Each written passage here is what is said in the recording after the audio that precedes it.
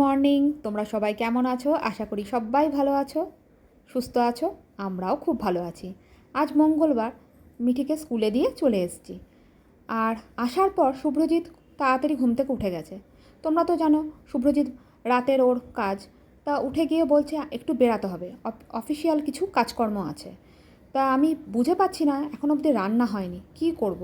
তাই ভাবছি একটু আলু ভাজা, একটু মুসুরির ডাল সেদ্ধ আর ভাত, এগুলো করেই বেরিয়ে যেতে হবে। আর ঘরে মাছ আছে, ভাবছি আসার পর সেগুলো ভেজে নেব। জানি না করতে পারবো কি না, আর খুব তাড়াতাড়ি বেরাতে হবে।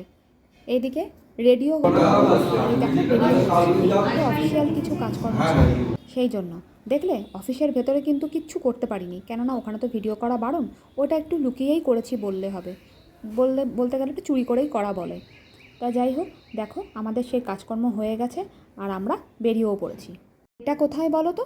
এটা হলো সেক্টর 5। তা চলে এসেছি। তা এখানে এসে একটু ভিডিওটা করলাম বাইরে এসে। বেরিয়ে পেয়েছে প্রচণ্ড খিদে।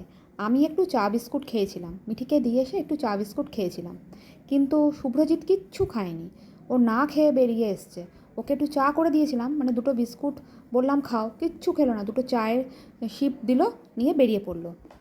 আর এদিকে দেখো, আমি বললাম প্রথমে কিছু খাওয়ার আগে চলো একটু আখের রস খেয়ে নিই। ওর আবার ভালো মন্দ এইসব দেখতে পায় না, দেখতে পায় যত রাত যে চাউমিন মোমো, এই মানে হাবি জাবি বাইরের জিনিসপত্র দেখতে পায়। তা ভালো জিনিস তো চোখে পড়ে না। তা জোর করেই আমি বললাম চলো না একটু আখের রস খাই। সেই আখের রস প্রথমে খেলাম, তারপরে গিয়ে চাউমিন খেলাম। আর দেখো সকাল সকাল নিয়ে নিয়েছে হলে গিয়ে চিকেন চাউমিন। ভালো লাগে বলো তো? এক ফোঁটা ভালো লাগে না। আমাকে খুব জোর করছে খাও খাও, নিয়ে কয়েকটা চামচ খেয়ে আমি আর খাইনি। তা দেখো আজ পরিষ্কার করব হলো এই মাছের এই বোলের জায়গাটা। কি অবস্থা দেখতে পাচ্ছ? তোমরা বুঝতে পারছো কি না জানি না, জলটাও হলো বেশ নোংরা।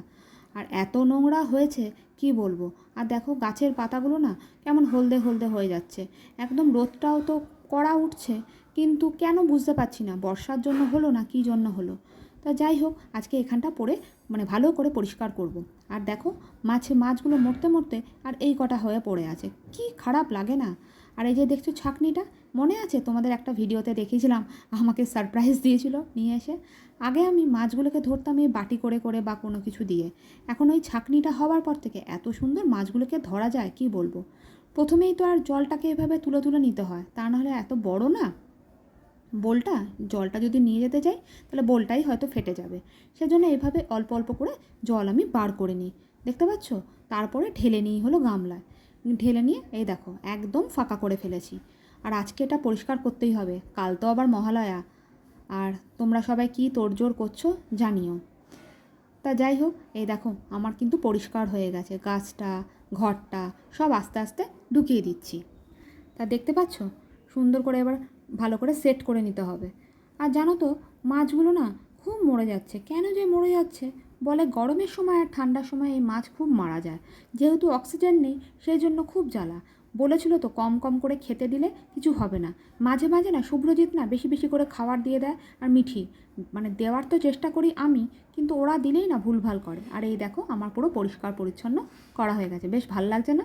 তোমরা জানিও কেমন লাগছে। তা যাই হোক, কালকে মহালয়া, তোমরা সবাই খুব ভালো করে আনন্দ করে কাটিও। আর পুজো তো আসছেই, তোমরা সব কী করছো না করছো কমেন্ট করে জানিও।